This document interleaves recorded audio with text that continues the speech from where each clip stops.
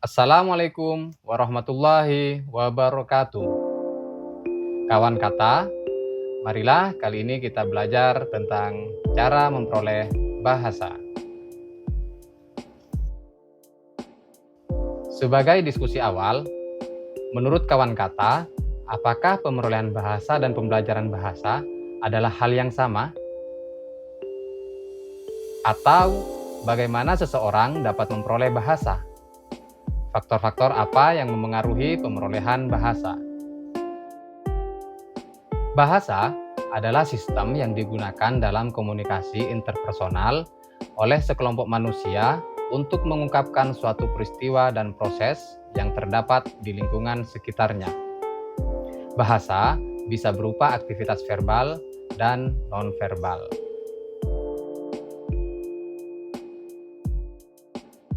Seseorang berusaha menggunakan berbagai strategi untuk menguasai bentuk-bentuk tuturan yang diperlukan guna menyatakan maksud dan mencapai keberhasilan tujuan komunikasi yang diinginkan. Strategi yang dimaksud adalah usaha anak untuk memperoleh bentuk-bentuk tuturan yang berterima dalam menyatakan maksud dan mengomunikasikannya ketika berinteraksi dengan mitra tutur. Setiap anak mampu memahami dan memproduksi tuturan setelah terjadi proses internalisasi dalam struktur mental mereka.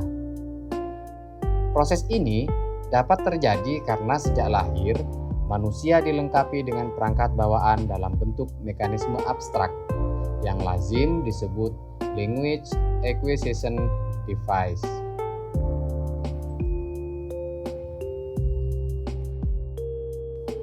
Klein dalam Ellis membedakan pemerolehan bahasa dari dua sudut pandang, yaitu psikolinguistik dan sosiolinguistik.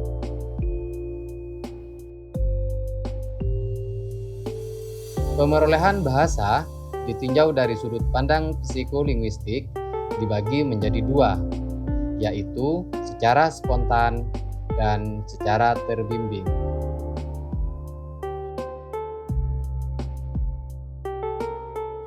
Strategi pemerolehan bahasa anak dapat ditempuh melalui peniruan tuturan, pengulangan tuturan, penggunaan pola tuturan, perbaikan tuturan, penerjemahan, permintaan penuturan kembali, dan pertanyaan responsi timbal balik.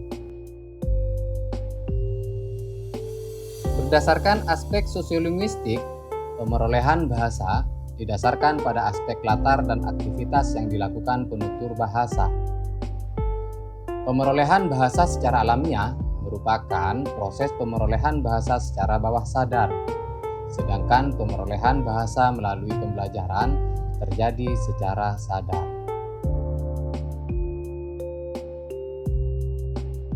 Dalam pembelajaran bahasa Indonesia, terdapat dua teori dasar yang dijadikan sebagai landasan, yaitu teori perkembangan kognitif dan teori perkembangan sosial emosional. Perkembangan kognitif anak meliputi perhatian, persepsi, perkembangan bahasa, ingatan, kreativitas, imajinasi, harapan, pemecahan masalah, intensi, dan keyakinan.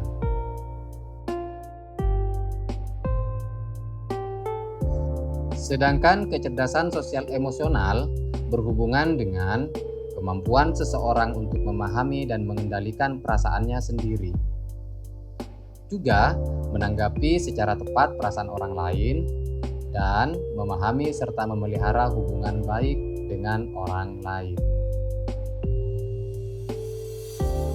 Jadi, kawan kata, terdapat hubungan antara pemerolehan bahasa dan pembelajaran bahasa. Bahasa bisa diperoleh dan atau dipelajari.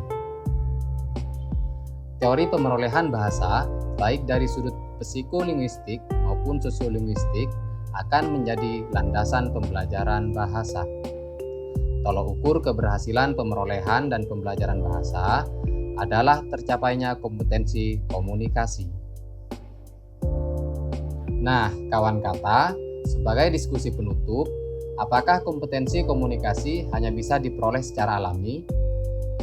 Kalau bahasa bisa dipelajari dan atau diperoleh, apakah bahasa bisa hilang? Demikian video tentang cara pemerolehan bahasa. Jika dirasa bermanfaat, silakan subscribe, like, komen, dan share. Sampai jumpa lagi di video kami berikutnya. Wassalamualaikum warahmatullahi wabarakatuh.